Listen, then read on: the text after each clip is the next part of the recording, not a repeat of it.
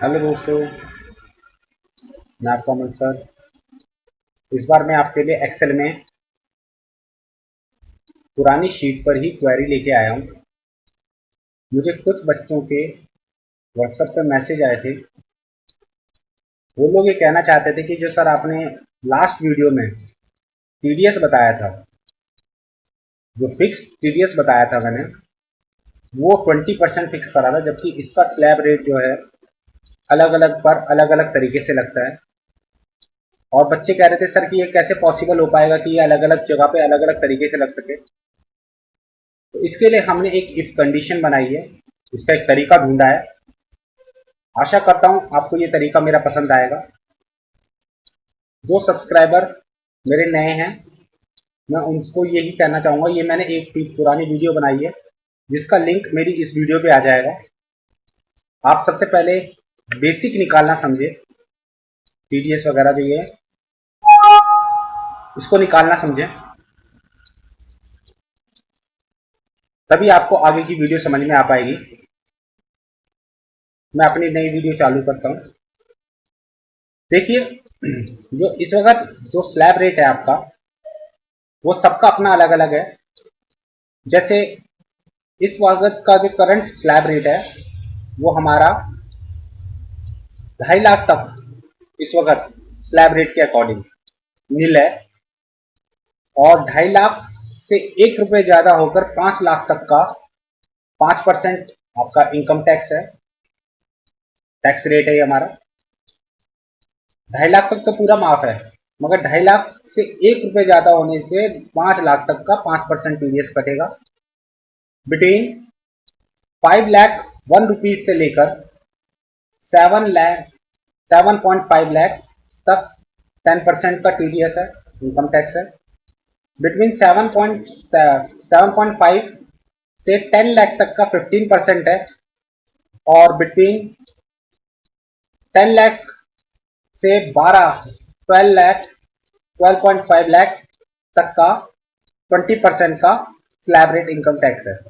और 12.50 लाख से 15 लाख तक का 2.5 लाख के डिफरेंस है इनका, इसमें 25 है। और एबव 15 लाख अगर आपकी सैलरी बनती है तो आपका 30% का टीडीएस इनकम टैक्स रेट है, स्लैब रेट है। तो हम किस तरीके से अपने इस पे कॉमनली निकाल सकते हैं अलग अलग, तो उसको हम समझेंगे। सवाल इसमें ये उठता है कि सर हमारी जो तनख्वाह है ये मंथली है और स्लैब रेट लगता है एनुअली, यानी ईयरली लगता है। तो इस चीज को हम ईयरली कैसे कैलकुलेट करेंगे और किस तरीके से हमारे फिर मंथली में कन्वर्ट होगा, आइए इसको समझते हैं। सबसे पहले मैं इस कॉलम को हटा देना चाहता हूं और यहां पर मैं आपको सैलरी डिक्लेयर करूंगा।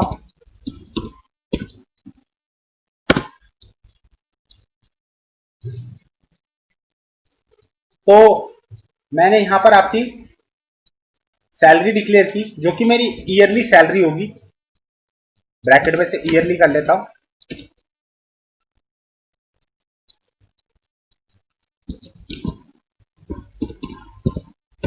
या एनुअली सैलरी आपकी क्या बनती है, तो जो आपकी मंथली पे है, ग्रॉस पे है, इज इक्वल टू बेसिक पे मल्टीप्लाई बाय 12।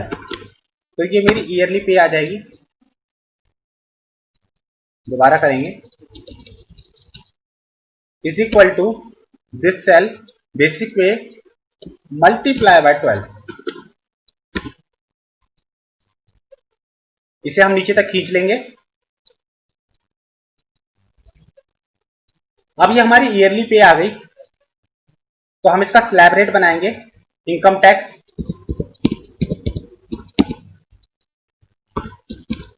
और हम यहां से इनकम टैक्स को डिडक्ट हटा देंगे यहां से।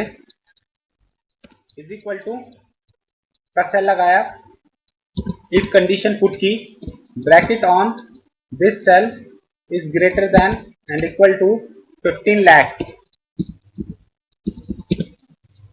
अगर ये कंडीशन ट्रू होती है तो इस सेल का मल्टीप्लाई बाय 30%, तो 30% के लिए हम क्या करेंगे, गुणा का निशान लगाएंगे और 30% को हम 0.3 कर देंगे। 30% लिख लो या ये लिख लो, एक ही बात होती है। कॉमा, अगेन इफ कंडीशन लगाएंगे, ब्रैकेट ऑन करेंगे, दूसरा लॉजिकल टेक्स्ट कंडीशन लगाएंगे, ईयरली सैलरी अगर आपकी 15 लाख नहीं 12 लाख होती है,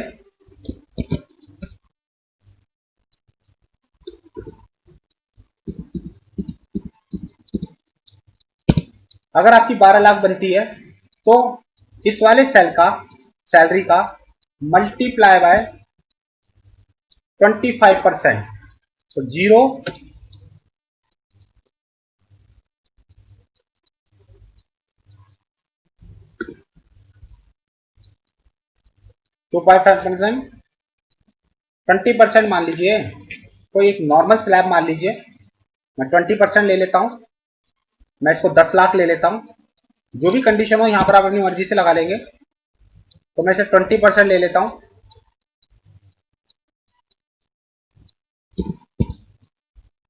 अगेन कॉमा, इफ अगर ये salary is greater than and equal to मान लीजिए 5 लाख,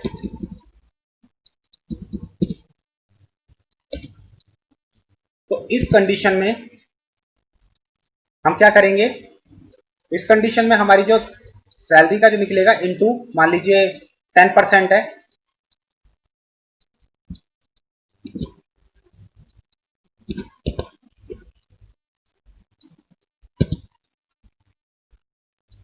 और फिर एक बार और इफ कंडीशन लगाएंगे, ब्रैकेट ऑन, ये वाला cell is greater than and equal to 2.5 lakh,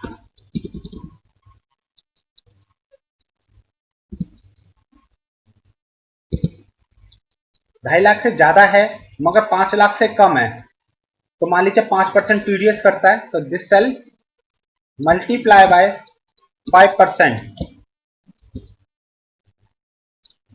तो 5% के लिए क्या करेंगे, 0.05%, और इससे नीचे वाले के लिए हम 0 दिखा देंगे, ब्रैकेट क्लोज करेंगे। अगर आप क्लोज नहीं करते तो ऑटोमेटिकली तो यस करेंगे तो क्लोज कर देगा, तो देखेंगे ये ऑटोमेटिकली इन्होंने निकाल दिया स्लैब, और जिसकी तनख्वाह नहीं थी वो यहां निकाला, और जिसकी तनख्वाह मान लीजिए 4 लाख, इसको और ज्यादा बढ़ा देते हैं, देखिए अपने आप स्लैब का रेट बढ़ जाएगा। ईयरली तनख्वाह हमारी निकली, यहाँ देखिए मैं निकालता हूं इसको, इसका स्लैब में यहाँ पर 60,000 कर देता हूं, देखिए अपने आप इसकी तनख्वाह का स्लैब अपने आप बढ़ गया, क्योंकि ये 7,20,000 पे आ गया, तो तकरीबन ये यहां वाले स्लैब पर बनता है। तो ये हमारी कंडीशन बन गई, 10 लाख से ऊपर पर 20% है, 5 लाख से पर हमारी जो है इस पर बनता है, यानी हमारे इस वक्त 10% कट रहा है इस पे हमारा। अगर हमारा इससे और ज्यादा तनख्वाह हो जाती है, सपोज मेरी यहाँ पर तनख्वाह 90,000 हो जाती है, तो देखेंगे यहाँ हमारी 10 लाख ईयरली हो गई, 10,80,000, तो इस पर भी हमारा 10% कटने लगा। ठीक है, अगर हमारी 15 लाख हो जाती है, यानी मेरी 1,20,000 तनख्वाह हो जाती है, तो आप नोटिस करेंगे यहाँ मेरे यहाँ जो मेरा कटा है वो 30% के हिसाब से इनकम टैक्स स्लेब कटा है। अब ये ईयरली कटा है तो इसे मंथली कन्वर्ट करेंगे, तो टीडीएस ऑन मंथली,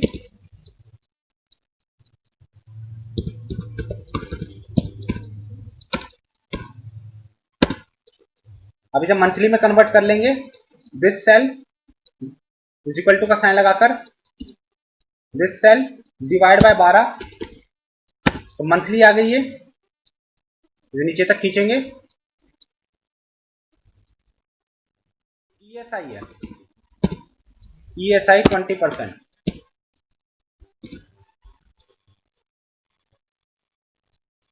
तो यहां पर हमारा ईएसआई प्रोविडेंट फंड है 2 है, और इनकम टैक्स में हटा ही चुका था, या मेरा टीडीएस मंथली आ गया, तो मैं इसे रेड कलर का कर दूंगा, इसको मैं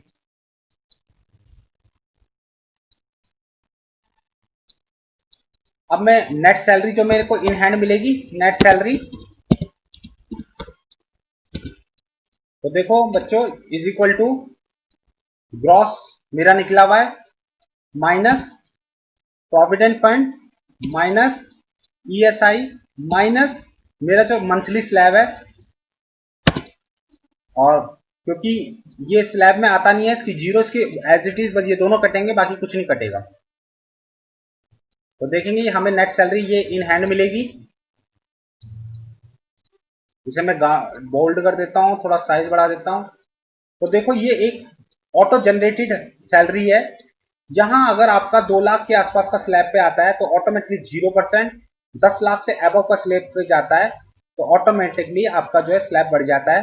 तो 2.5 लाख से ऊपर मगर 5 लाख से कम यहाँ 5% टैक्स कटेगा, 5 लाख से ज्यादा मगर 10 लाख से कम यहाँ 10% कटेगा, उसी प्रकार 20%, उसी प्रकार 15 लाख से अबव पर 30% और उससे नीचे पर 0%। तो आशा करता हूं ये वीडियो आपको पसंद आएगी मेरी। ज्यादा से ज्यादा लाइक करें, शेयर करें। धन्यवाद।